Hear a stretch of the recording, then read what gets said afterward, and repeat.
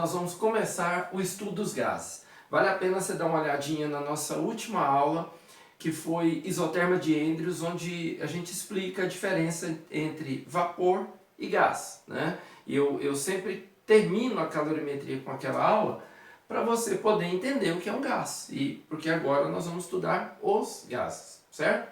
Bom, o estudo dos gases ele foi consolidado ali no século XIX, mais para o final do século XIX, culminando com o desenvolvimento da máquina a vapor, né? Mas vamos construir o nosso estudo até chegar lá. Bom, o estudo dos gases, gente, ele é norteado por três grandezas físicas chamadas variáveis de estado. Lembra quando lá na calorimetria eu falava de fase de agregação sólido, líquido e vapor? Né? Eu falava fase, tá? Por quê? O estado de um gás ele é definido por essas três variáveis: pressão, volume e temperatura. Então, por exemplo, estou numa sala aqui agora, né? Nesta sala, se eu não tem como eu mexer no volume dela, tá? Não tem como eu mexer na pressão desta sala. Mas, por exemplo, basta que eu mexa na temperatura da sala. Se a temperatura da sala aumentar ou diminuir, qualquer uma dessas variáveis que eu mude aqui, eu já estou mudando o estado do gás. Então, o estado do gás, ele depende dessas três variáveis: pressão, volume e temperatura. E qualquer uma dessas três variáveis que eu altere no gás, eu estou alterando o estado do gás, tá? Se eu alterar só a pressão, só o volume, só a temperatura, ou duas ou as três, eu estou mudando o estado do gás, ok? Então isso é o que define estado do gás, certinho? Legal.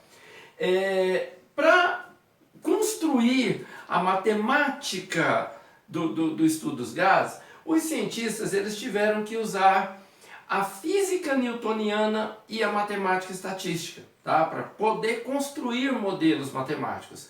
Em cima dessa ideia, eles definiram aquilo que a gente chama hoje de gases ideais. O que significa isso? Que um gás, para ele obedecer às equações que a gente vai usar, ele tem que ter um comportamento específico, que foi chamado de gás ideal ou gases perfeitos, tá? E quais são as condições, pelo menos aqui as principais que eu coloquei, para que um gás seja chamado de gás ideal, tá? As condições são as seguintes: primeiro, todas as colisões entre as moléculas e entre as moléculas e a parede do recipiente, elas têm que ser perfeitamente elásticas. Se você voltar lá na mecânica, você vai lembrar que uma colisão perfeitamente elástica é aquela em que a energia se conserva. Então a energia do sistema, molécula a molécula ou da molécula com a parede, ela se conserva durante a colisão. Não há perda de energia durante as colisões. Tudo bem? Não existem interações de nenhuma natureza entre as moléculas, ou seja, você não vai considerar força de atração gravitacional, elétrica, magnética entre as moléculas. A gente não considera interações, tá? Não considera interações entre as moléculas, tá bom? Outra condição: as moléculas são pontos materiais. O que quer dizer isso? As dimensões das moléculas são sempre desprezíveis quando comparadas com o volume que as contém. Por menor que seja o volume, a molécula terá dimensões desprezíveis em relação àquele volume, certinho? Outra condição: o movimento das moléculas é contínuo e desordenado. Então elas estão se movimentando continuamente e também de forma desordenada, certinho? E, para terminar, uma observação número 1. Para que um gás real se aproxime de um gás ideal, devemos aumentar quem? Isso já foi perguntado em exames aí, tá, gente? Muito cuidado com isso. Veja, eu falei aqui que o grau de liberdade das moléculas tem que ser pleno, elas não podem ter interação. Então, para que eu diminua a interação entre elas, é melhor eu aproximar elas ou afastar? Obviamente afastar. Para eu afastar as moléculas, eu tenho que aumentar o nível de vibração delas ou diminuir? Aumentar. E para aumentar o nível de vibração, o que eu tenho que fazer? Aumentar a temperatura, tá? E também diminuir o quê? Se eu aumentar a pressão sobre as moléculas, eu não vou aproximar elas, né? Então o que eu tenho que fazer?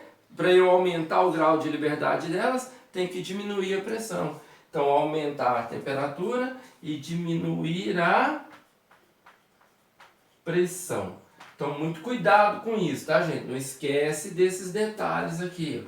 Para que um gás real se aproxime de um gás ideal, tem que se aumentar a temperatura e diminuir a pressão, beleza? E uma observação número 2, esse aqui é mais curiosidade, tá? O gás real que mais se aproxima de um gás ideal, é quem?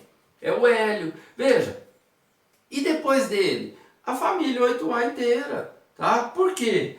Um gás real é aquele que as moléculas menos interagem entre si. Quais são os gases que menos interagem com os outros?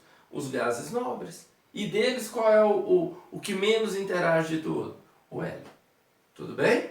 Legal. E aí, gente, qualquer equação matemática que relacione essas três grandezas, chamadas grandezas de estado, é chamada de equação de estado. E talvez a mais importante das equações de estado, pelo menos no estudo dos gases, que a gente vai fundamentar o resto da matéria em cima dela, tá? É a famosa equação de Clapeyron. Tá? A equação de Clapeyron, PV igual a nRT, onde PV e T eu não preciso falar, tá aqui, né? Pressão, volume e temperatura. Cuidado! Quando eu falo em temperatura, você está vendo aqui que eu usei um T maiúsculo? Tá? Por quê? Falou em estudo dos gases, essa temperatura obrigatoriamente sempre tem que ser medida na escala o quê? Kelvin, tá? Sempre na escala Kelvin. E a justificativa é bem simples. Quando que um gás deixa de fazer pressão num recipiente? Só quando as moléculas param, tá? E para a molécula parar, em teoria, eu tenho que estar onde? No zero absoluto. Então, ó, para a pressão dentro de um determinado volume ser zero, eu tenho que ter a temperatura o quê? Zero, né? E aí teria que ser o zero absoluto. Fechou? Então, sempre temperatura na escala Kelvin. Beleza? Legal. Bom, quem que é o N, gente? O N é o que vocês estudam tanto lá na química, tá? É o número de mols, que pode ser calculado por quem? Pela massa do gás, em gramas, dividido pela sua massa molar, tá? Em gramas por mol. Tudo bem? E aí, obviamente, cada gás tem a sua massa molar, né? Mas também pode ser calculado por N sobre Na, onde o N é o número de moléculas do gás e o Na é o famoso número de Avogadro, né? Que é uma constante mundial aí, ó. Esse Na, 6,023 vezes 10 elevado a 23, tá certo? Normalmente aqui costuma se arredondar para 6,02, às vezes até 6, dependendo do problema, tá? E, finalmente, quem é o R? R é a famosa constante universal dos gases. Eu gosto de fazer essa pergunta dentro da sala. Mas, gente, quanto que é a constante universal dos gases? Geralmente, quando a gente estuda isso, na física, os meninos já viram na química. Aí eles vão lá, 0,082. Aí eu faço a pergunta, 0,082 o quê? Né? Que é a coisa mais importante aqui, o quê? Qual que é a unidade? Para que a constante universal dê esse valor, a pressão tem que estar em atm, o volume tem que estar em litros, tá? Apesar de volume ser metro cúbico, mas a gente adota o litro, né? Capacidade. O volume tem que estar em litro, a temperatura, como eu já disse, em que? Kelvin, e o número de mols, obviamente, em mol. Então, se você fizer o balanço de unidades ali, você vai descobrir que o R é 0,082 o quê? ATM vezes litro, aí passa esse cara dividindo por mol e o T também dividindo o quê? Kelvin. Então, guarda isso. Uma das coisas mais importantes, você tem que saber o número. Esse número você nem tem que saber ele tanto. tá? Isso é dado na hora do exame, mas saber as unidades que está trabalhando. Tanto que no sistema internacional o R tem outro valor, tá? O R vale 8,31. 8,31 o quê? Qual a unidade no sistema internacional? Olha que bacana. ATM vezes litro é outra pergunta que eu costumo fazer dentro de sala de aula. ATM vezes litro tem o significado de quê, gente? Qual o significado físico de ATM vezes litro? Acertou quem disse o quê? Energia, tá? ATM vezes litro tem um significado físico de energia.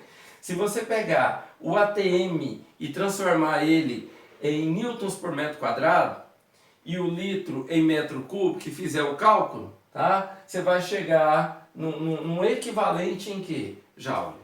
Tudo bem? Então, 8,31 joules por mol Kelvin. Essa pergunta eu também já vi cair em exame de vestibular, tá? O significado físico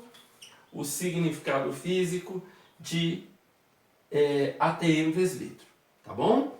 Então tá aí, eu vou agora te apresentar algumas consequências da equação de Clapeyron, tá?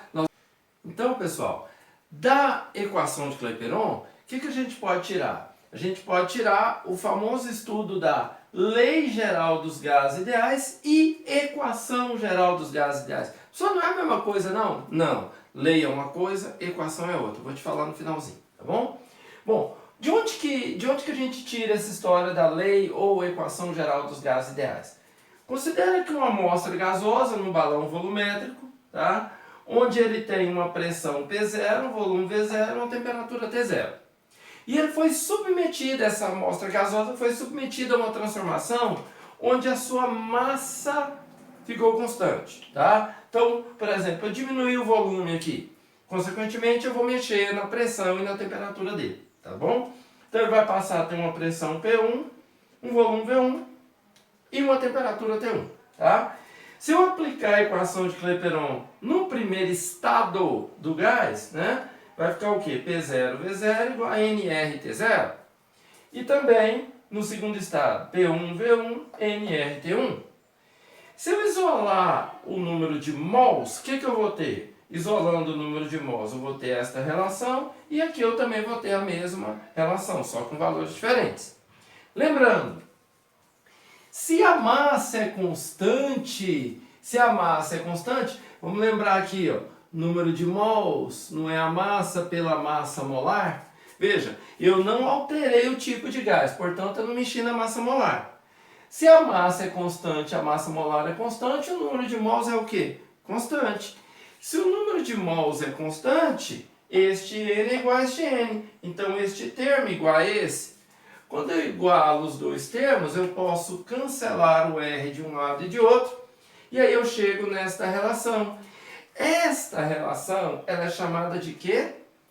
Equação geral dos gases ideais, tá? Por quê? O que é uma equação? É quando você tem uma igualdade relacionando dois termos, tá? Então eu tenho P0, V0 sobre T0 igual a P1, V1 sobre T1. Isso é uma relação matemática de comparação. Isso é uma equação. A gente chama de lei a propriedade, lei geral dos gases ideais, a propriedade que você tirou aqui da equação. Qual é a propriedade? Se eu mudar o estado de novo aqui, para um terceiro estado, sem mexer na massa, o que eu vou ter? P2, V2, T2, e eu vou ter o mesmo tipo de relação matemática. E aí, ó, a lei geral ela diz o seguinte, ó, para uma massa constante, a relação PV sobre T vai ser sempre o quê? Uma constante, ó. A relação PV sobre T, ela vai ser sempre uma constante. E óbvio, quem que seria essa constante PV sobre T? Ó? Seria o NR. Tudo bem? E se você pensar, né? Olha aqui, ó, da equação de Clapeyron. PV, nRT. PV sobre T é igual a NR. Por que PV sobre T é uma constante? Óbvio, se o N é constante e o R é uma constante, então a relação PV sobre T também é uma constante. Ok? Galera, então tá aí o estudo dos gases até a lei geral e equação geral dos gases ideais, tá bom? Na nossa próxima aula, nós vamos estudar as transformações gasosas particulares, ok? Um grande abraço, tchau, tchau.